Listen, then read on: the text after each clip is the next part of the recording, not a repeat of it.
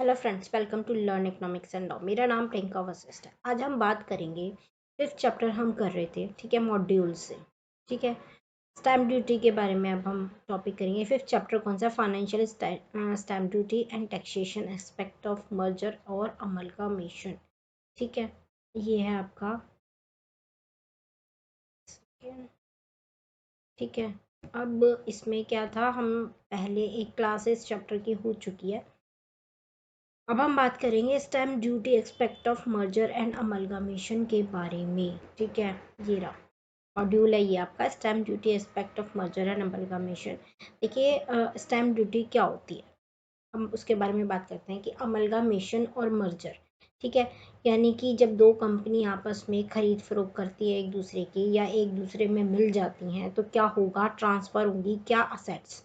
यानी कि जब ये ट्रांसफरी कंपनी जब ट्रांसफरी फरार कंपनी को खरीद लेगी, ट्रांसफरर कंपनी कौन सी होती है? जो ट्रांसफ़र हो रही है।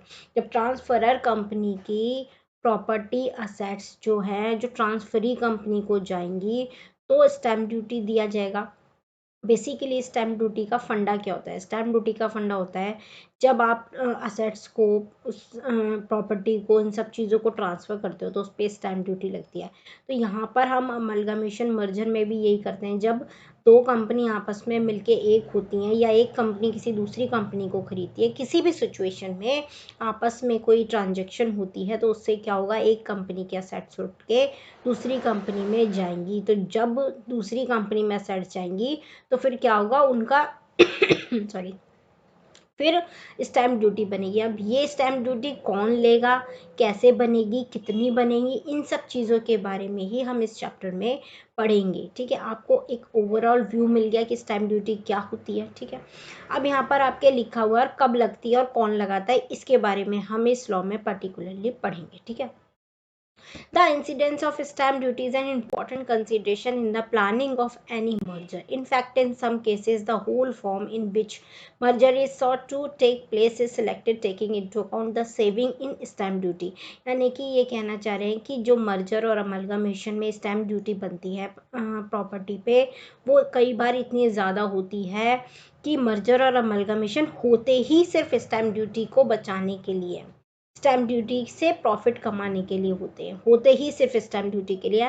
और कई बार क्या होता है कि मर्जर अमलगामेशन को अवॉइड किया जाता है, होता ही नहीं है। क्यों? क्योंकि स्टैम्प ड्यूटी ही इतनी ज़्यादा लगी हुई होती है, और stamp duty state to state vary करती है, और जो लगाते हैं उनके ऊपर वेरी करती है। ऐसा नहीं कि एक ही स्टैम्प ड्यूटी लगती है। ठीक है, तो यहाँ पर कह रहे हैं कई बार अमलगामेशन और मर्जर स्टैम्प ड्यूटी इतनी इंपॉर्टेंट होती है ट्रांजैक्शन के बीच में, तो कई बार क्या होता है कि स्टैम्प ड्यूटी की वजह से मर्जर और अमलगामेशन होता है, और कई बार स्टैम्प ड्यूटी की वजह से अमलगामेशन और मर्जर को नहीं किया जाता, क्योंकि स्टैम्प ड्यूटी ही आपस में इतनी ज़्यादा होती है कि भैया हम कहते हैं कि नहीं भैया, हम कोई भी अमलगामेशन मर्जर नहीं करेंगे, इतनी मोटी स्टैम्प ड्यूटी हम नहीं देंगे। ठीक है, तो स्टैम्प ड्यूटी एक इम्पॉर्टेंट मैटर रहता है जब अमलगामेशन और मर्जर किया जाता है। इसके बाद लिखे हैं the incidence of stamp duty.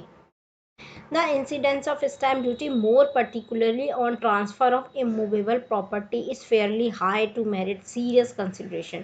यानी कि ये कह रहे हैं कि जब आप ट्रांसफरर कंपनी, यदि ट्रांसफरर कंपनी कौन सी होती है और ट्रांसफरी कंपनी कौन सी होती है? ट्रांसफरर कंपनी यानी कि जो बिक रही है, ट्रांसफरी कंपनी जो खरीद रही है। ठीक है, यानी कि ट्रांसफरर कंपनी की असेट्स ट्रांसफरी कंपनी को ट्रांसफ़र हो रही हैं। कौन सी असेट्स पे सबसे ज़्यादा स्टैम्प ड्यूटी लगेगी? जो इमूवेबल प्रॉपर्टी हैं। ठीक है ना, इमूवेबल प्रॉपर्टी पे स्टैम्प ड्यूटी कई बार इतनी ज़्यादा होती है कि वो सीरियस कंसिड्रेशन होती है, कि वो इतनी इंपॉर्टेंट होती है। ठीक है, incidence of stamp duty more particularly, किस स्टैम्प ड्यूटी किस पे ज़्यादा से ज़्यादा लगती है, और किस स्टैम्प ड्यूटी के बारे में हम ज़्यादा से ज़्यादा बात करते हैं, ज़्यादा से ज़्यादा ध्यान देते हैं? जो इमूवेबल प्रॉपर्टी होती हैं, इमूवेबल प्रॉपर्टी पे स्टैम्प ड्यूटी ज़्यादा होती है, तो उस पर हम, उसकी कंसिडरेशन पे हम खास ध्यान रखते हैं। In fact that in India stamp duty substantially levied by the state, has given consideration scope for saving in stamp duty.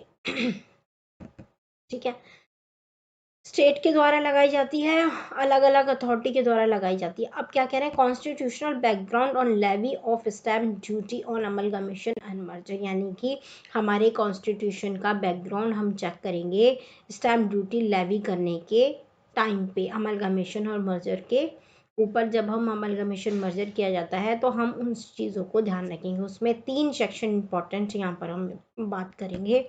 Article 3 article में article 265, article 246 read with the 7th schedule of the constitution.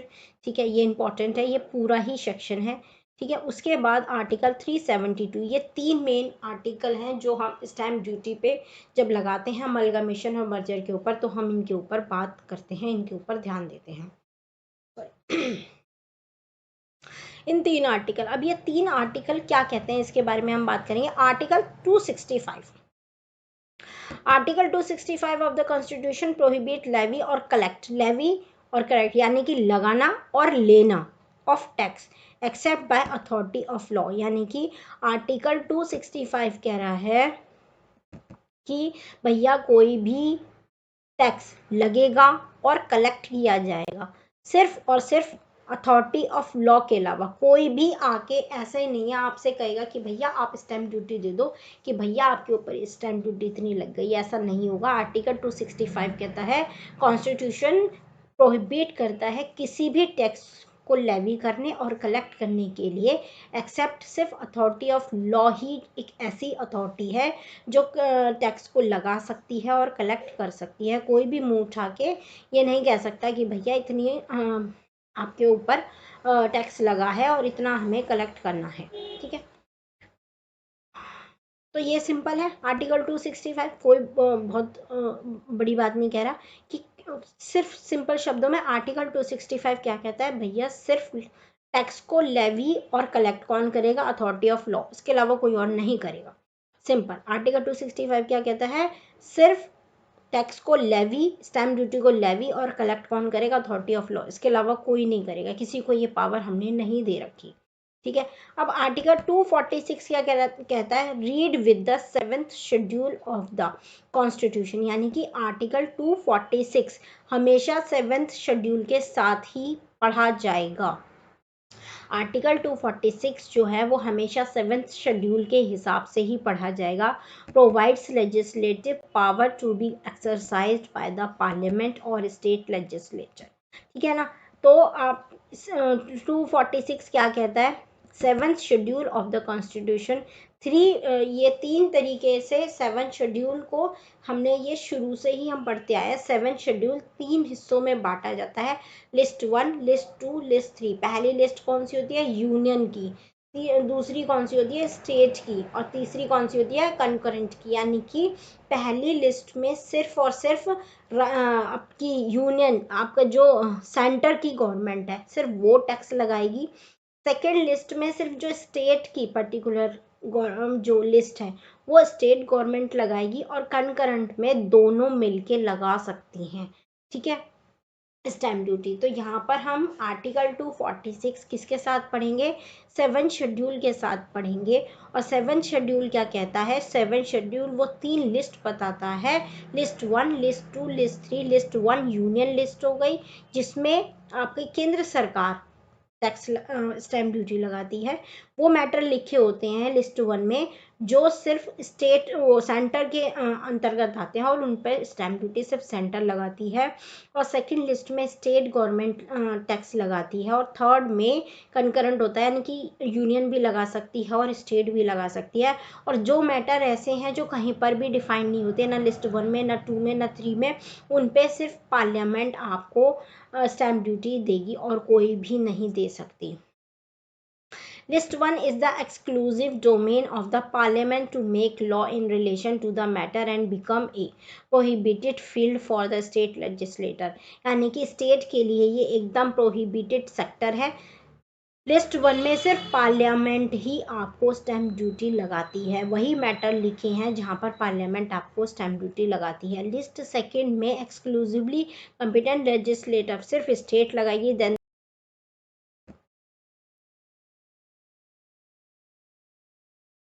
ठीक है, list second में exclusive competent registry, यानी कि second list में सिर्फ state government आपको stamp duty लगाएगी, पार्लियामेंट के लिए ये सेक्टर बिल्कुल प्रोहिबिटेड है। Law with the regard to the same except in certain circumstances, यानी कि सिर्फ कुछ कंडीशन ऐसी हैं जहाँ पर पार्लियामेंट लगा सकती है, अदरवाइज पार्लियामेंट इस लिस्ट सेकंड से बिल्कुल बाहर है। सॉरी, इस स्थल में बहुत पार्लियामेंट और स्टेट दोनों लगा सकती हैं। Certain condition matter not mention in any list, any three list with in the exclusive domain of the parliament, यानी कि कोई ऐसा मैटर आप उठाते हैं या कोई ऐसा मैटर रह गया है जो ना लिस्ट 1 में वेरी करता है, ना सेकंड में, ना थर्ड में, तो उस पर स्टैम्प ड्यूटी कौन लगाएगी? उस पर स्टैम्प ड्यूटी पार्लियामेंट लगाएगी। ठीक है, अब आर्टिकल 372 क्या कहता है? दोनों आर्टिकल क्लियर हो गए। उसके बाद आर्टिकल 372 क्या कहता है? All the laws in force immediately before the commencement of the constitution continue to be force until altered, repealed or amended by the competent legislature other competent authority, यानी कि वो कानून, वो लॉ जो कॉन्स्टिट्यूशन के आने से ठीक पहले चलते थे, लगते थे, वो कॉन्स्टिट्यूशन के आने के बाद भी वेरी करेंगे जब तक वो रिपील्ड ना हो जाए, ऑल्टर ना हो जाए या फिर अमेंड ना हो जाए, तब तक वो ऐसे ही चलेंगे अथॉरिटी के अलावा। ठीक है, यानी कि जो कॉन्स्टिट्यूशन आर्टिकल 372 कहता है कि वो लॉ जो कॉन्स्टिट्यूशन आने से पहले, इमीडिएटली पहले लगते थे, वो लॉ कॉन्स्टिट्यूशन के बाद भी चलते रहेंगे। कॉन्स्टिट्यूशन आने में उनमें कोई भी फर्क नहीं पड़ेगा, वो ऐसे ही लगाए जाएंगे, ऐसे ही चलेंगे, बशर्ते वो अथॉरिटी के द्वारा ऑल्टर, रिपील्ड और अमेंड ना हो। यदि अथॉरिटी ने उन्हें कॉन्स्टिट्यूशन आने के बाद किसी लॉ को ऑल्टर कर दिया है, रिपील कर दिया या अमेंड कर दिया है, तो वो वैसे ही चलेंगे जैसे अथॉरिटी ने उन्हें किए हैं। ठीक है, Accordingly, the Indian Stamp Act is continuing to this extent. ठीक है, the relevant entries in the 7th schedule regarding stamp duty are as follow. ये हम नेक्स्ट क्लास में करेंगे क्योंकि ये वीडियो काफ़ी लंबी हो गई है। ठीक है, तो हमने इस क्लास में 3 सेक्शन आर्टिकल करे हैं, article 265, 246 read with the 7th schedule. ठीक है, और आर्टिकल 372 जल्दी से रिवाइज कर लेते हैं। आर्टिकल 265 क्या कहता है भैया? सारे टैक्स, जो टैक्स हैं वो लेवी और कलेक्ट होंगे किसके द्वारा? अथॉरिटी के अलावा। उसके अलावा कोई ऐसी पावर नहीं है किसी को भी जो टैक्स को लेवी या कलेक्ट कर सके। सिर्फ authority of law he tax को लेवी और कलेक्ट कर सकती है।